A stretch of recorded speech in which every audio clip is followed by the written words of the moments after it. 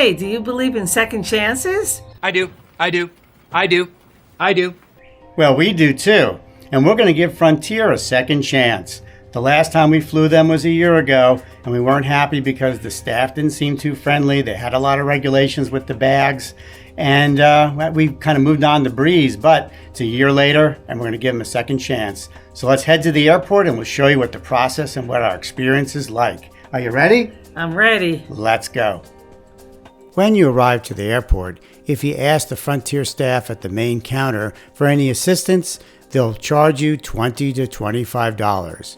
And that even includes to print up a boarding pass. Okay, so something to keep in mind, the Frontier people come to the front desk 2 hours before the flight's going to take off, but then they leave the front desk about an hour before the plane's going to take off. So that gives you 1 hour to bring your bags here and get them checked in. So keep that in mind. There's a limited time frame where you can come here to the airport and check your bags. And if you're checking a bag, there's a 40-pound limit.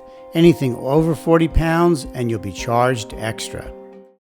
So at checking the bags, someone's bag in front of us was a half a pound over 40. It was 40.5 pounds, and they made her take clothes out of the bag so that she wouldn't be charged an extra fee. And when you're bored, Frontier is still measuring the personal bags to make sure that they're not too big. So they brought out the bag size. I told everyone to go over and check their carry-on bags and make sure that they fit. Most of them seem pretty tight. No, that guy. So we're going to give ours a try. So what they're doing is when you're at the gate, they're telling people to go measure their personal bag, just to make sure it's not too big. If you find your bag is too big, then they're advising that people go to their app and pay for a carry-on bag. And when you're actually boarding, the agents check the bags again, and if they find your personal bag is too big, they charge you an extra $99. Now, Frontier flies an all Airbus fleet, the 319s, 320s, and 321s. Inside the cabin, they have 2 rows of 3 seats across, so unfortunately, there's always a middle seat. Our flight arrived on time, and after the Frontier agent at the gate rechecked our bags to make sure they weren't too big, we were on our way. The seats are as thin and uncomfortable as we remember them, and they have one of the smallest tray tables I've ever seen. And that's likely because there's no free complimentary drinks or snacks. Everything costs money.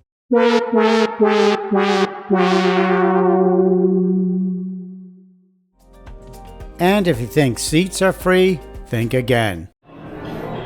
All right, so as far as the seats with Frontier, we don't buy seats usually. You can if you want to, but we didn't feel like spending an extra, $20 or maybe Plus $25. 30. So coming over, right, extra, right? Each seat. Right. So coming over, they signed us 2 seats together in the back of the plane, and at the time of boarding, they moved everybody up.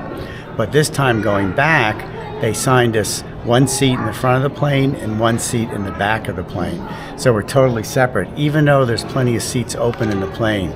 So right before boarding, I'm going to talk to them. I'm going to ask them, say, hey, can you give us 2 seats next to each other? So we'll see what happens. And it's not only seats, but they also charge for checked and carry-on luggage. We checked our 2 bags, and each bag cost us $55 each way. Much more than other budget airlines like Breeze. Now, when we arrived to the gate, I asked the Frontier agent if we could move our seats closer together. I went up and asked if they could move our seats next to each other, because I'm at the front of the plane, Sue's at the back of the plane, and they said no, they can't do it, even though there's empty seats. They can't do it unless I want to pay a special fee to move the seats, even though there are seats that are empty. So that's the level of customer service here in Frontier. Nothing's for free.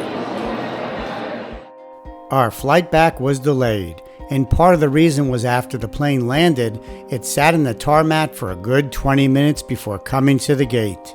And that was because they needed time for the police to come to the gate to meet one of the passengers. And we're, again, waiting to get back to Myrtle. It's the second cop that went down there. How many police went down? 2. That's 2 police officers went down. Yeah, and the plane sat out there for a good 15 minutes, and now it's approaching the gate. We don't know what the Frontier passenger did, but the police were not too happy. It was finally time to board, and we took our assigned seats on opposite ends of the plane. Have a good flight. All right, dear. See Bye. you later. See you later. Bye. Bye. Sue was up in 11, and I was back in 25. After a flight time of about an hour and 40 minutes, we were back in Myrtle Beach. All right, so what are our final thoughts?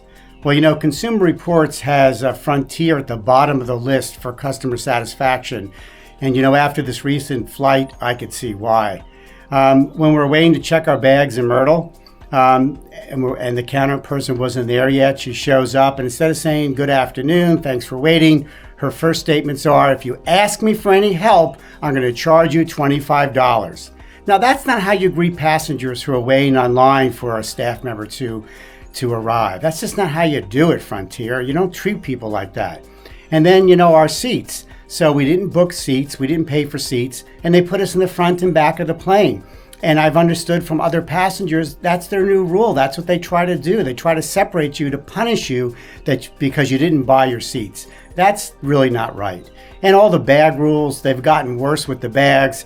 When we were coming back from Islip, they were pulling everyone with a personal bag off the line to double check the size of the bag in order to make an extra $99. Again, that annoys people when the people know that their bag is the right size.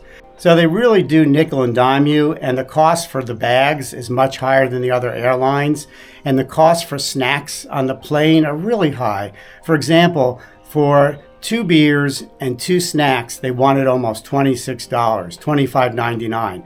That seems kind of high. So I could easily see why Consumer Reports has the bottom of the list for customer satisfaction. But there were a few good points, right, Sue? Well, the staff on the plane was very friendly, and they are adding more flights, and the base price is pretty cheap. Yeah, very low. But again, then they add all the extras, and that's how they make their money. That's true. So the question is, should you fly Frontier? Well, if it's convenient and you need the flight, go for it, but just make sure all your bags are the right size and make sure to be hassled a little bit by the staff. But otherwise, you know, they are flying Airbuses, which are in favor now with all the issues with Boeing. So what would you say, Sid? Would you fly them? Only if I had to. Okay. So I guess it's not officially Sue approved, but if you got to use them, go ahead and use them. So until next time, safe travels.